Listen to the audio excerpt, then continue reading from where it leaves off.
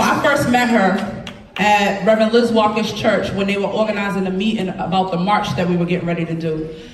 Me and Dee Dee heard about the meeting and they were like, how they having a meeting talking about us and they didn't invite us? And from then on, we ended up working on the Civil Rights Committee with Attorney General Mara Haley together. Without further ado, my sister, my friend, somebody I look up to who I think is amazing. But most importantly, it feels good. I feel like the kid who's finally looking to see somebody that looks like them sitting in a seat. Your district attorney, my district attorney, DA Rachael Rollins. Thank you. Thank you so much. So I'm not going to speak long, but there's going to be three parts. The first part is the thank you. The second part is the why, and the third part is now what. So thank you. I want to start with Monica. None of you would be here in this room if it wasn't for her. So Monica is an organizer. She is a passionate, skilled community advocate, and she is a friend in here. I want to thank my electeds of color. I want to thank Ayanna and Liz Miranda, Nika, Russell Holmes, Sonia Chang Diaz did call and was on social media. Andrea Campbell, Kim Janey, Michelle Wu, Lydia Edwards, Felix Arroyo Sr., and my girl Damali from Chelsea. I want to also thank a candidate, Richard Arroyo, the son of this wonderful man who's running for office as well and was on social media. And of course, Senator Wilkerson. Yes. With respect to the organizations, I want you to know that the ACLU, the Charles Hamilton Houston Institute for Race and Justice, Lawyers for Civil Rights, the Massachusetts Organization for Addiction Recovery, and the NAACP New England Area Conference all wrote a letter to the governor. Fantastic letter. I want you to know that affinity groups like the Mass Black Lawyers, the Mass Association of Hispanic Attorneys, the NAACP Boston branch, Massachusetts Black Women Attorneys, they mobilized their membership and they came together for me. The clergy, I see some of you here. I want you to know that but for you, Willie, and but for you, I know I saw Jeffrey and others, you pray for me, you give me guidance, you spoke to your membership. I appreciate everything you've done. And then of course the nation. And walking me in today, I feel like a little queen, so I really appreciate you guys. And if the media is here, I want you to listen, because they keep trying to say that I'm upset and I can't take criticism. I love criticism. I know that's right.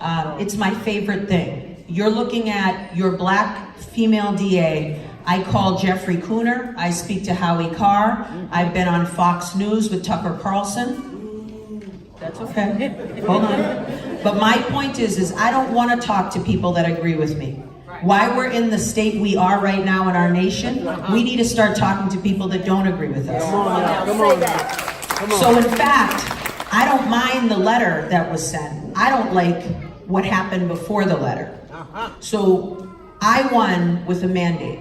And I am the first woman to ever have this position. And let me make something very clear to you. You were right. There is no way in hell that a secretary that reports to a governor sends a letter without the governor knowing. I can tell you that's true because the governor called me yesterday to apologize. We'll get to that later. But here's my point. The letter was sent without a phone call first. So I wrote this memo, and it is exactly what I promised I would do. That's right. So I don't understand why anyone is surprised. This is exactly who I was for March 15th, 2018. It just took me a little longer to write it down. And what I made sure I did was when I produced this 66 pages, it had evidence, it had data, and it was supported by what other people in this country are doing, because I knew they'd come for me. Yes. Now I can tell you what the Secretary's letter doesn't have, a single piece of data or evidence supporting it. So that's number one. But hand deliver it to me at the same time they hand delivered it to the press. And they CC'd the Attorney General, who, you know, silence is assent. Haven't heard a thing from our Attorney General. The Mass District Attorneys Association, and the three chiefs of the courts that I operate in. So what I want to give a shout out with is Tara from the Mass District Attorneys Association picked up the phone like a normal person and called me immediately to say, we're in receipt, can we talk about this? Had the secretary or the governor picked up the phone and spoken to me, sat down and said, we disagree with everything you're saying, and then written this letter, you wouldn't have heard a word from me. We are allowed to disagree with each other, but what you are not going to do is disrespect this office. So, and very candidly, it's not about disrespecting me, because I represent 185,133 people who voted for me. And what I will tell you is Secretary Turco got his job because he knows one person, the governor. He was appointed. We aren't equals, okay? I have my job because the majority, to the tune of 80%, voted for me to have this job. So that's number one. So had they called, had we sat down, had this letter come, I'd have no problem with it. They are completely entitled to their opinion. We could have agreed to disagree or started a conversation. So that's number one. Number two, with respect to why, isn't it so funny that when all of the male DAs before me had this discretion and were moving toward mass incarceration, the governor did not give a shit about that, okay? But miraculously, now that this DA wants to end mass incarceration, you're going to question the discretion that we have? No, you are not. No, you are not.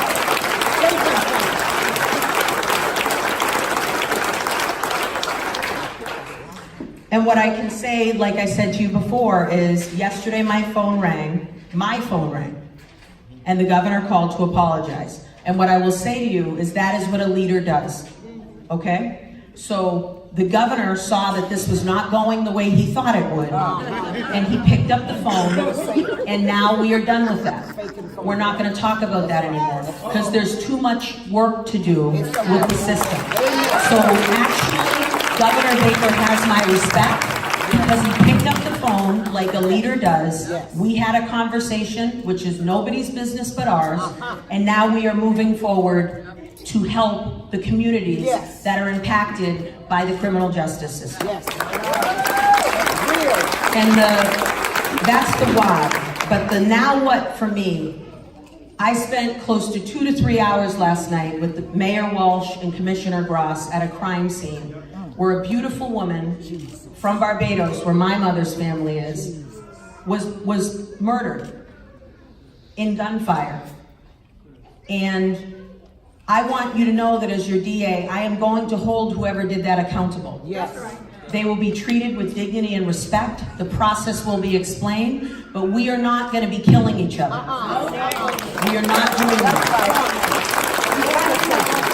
And if I am losing sleep and hopefully weight, maybe, but I am going to work tirelessly to make sure that the community feels and knows that we care about you. I chose to move to Roxbury, not West Roxbury. I chose to move to Roxbury. We are going to live there, me and my 3 girls. And I want the community to know that I care. I am going to show up. You might not be happy with what we're doing, but we're going to listen to you and we're going to try to make the situation better. So the homicide we need to talk about, we need to respect that family. To their credit, they said, I don't want any more prayers. I don't want any more hopes. Let's start changing the system and make sure we aren't killing each other. Number 2, I do want you to remind me, or would like to remind you that I didn't start this. So people love to say the Herald said I was enraged. I'm not enraged. This is how I talk, right? Number 1. Number 2, this is an example of when someone slaps you in the face and thinks you're going to turn away and cry, and you take your earrings off, roundhouse kick them dead in the face, and then punch them to the ground. Because that is not happening to me. So, I will tell you that I will always fight for what is right. You never have to worry about that. Come on now. If the secretary likes writing letters, which he obviously does, I encourage you to write to your governor and your secretary. And when you speak to Secretary Turco, who's responsible for the Department of Corrections, remind him that MCI Norfolk has water that makes Flint water look like Avion water. Okay? The water conditions at MCI Norfolk are terrible. That's right. That's what we can Remind Secretary Turco that he's responsible for any number of state police scandals that are happening right now. That's right. And I will do my job to make sure that he's doing his. Yes, make them accountable. And I will be saying this to his face That's when right. he comes to meet with my staff next week. The last thing I want to say is look around this room. Because of Monica, because of the clergy, because of my electeds of color, and I see you beautiful right there. How are you? We mobilized Yes. in an instant. Yes. Know your power. Demand better. Come on. Now. We can change things immediately. And the people that don't show up or are silent, which is assent, by the way, or the people that think they understand our community but don't have a single black secretary in their cabinet, Come on now. you're not going to have a job pretty soon. Know that. Because the people in this room are tired of it, okay? So, I'm not here to fight with people, but get out of my way. We are changing the system. I appreciate you very much.